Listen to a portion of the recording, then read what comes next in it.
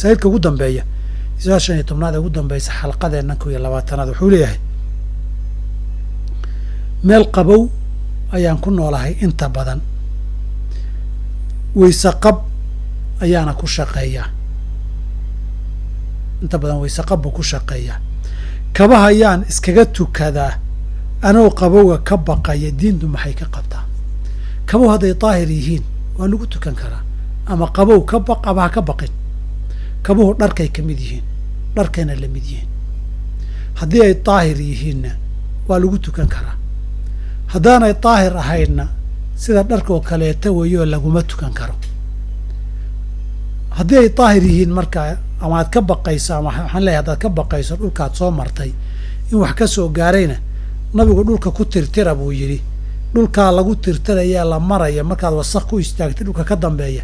baa daahirinayo daahiruhu maa bacdahudii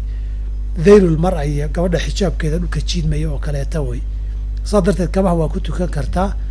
waxaa muhiima inay sharcan daahir yihiin hadday najaaso yihiinna najaaso laguma tukan karo oo soo daahiriyo dhulka ku soo xoq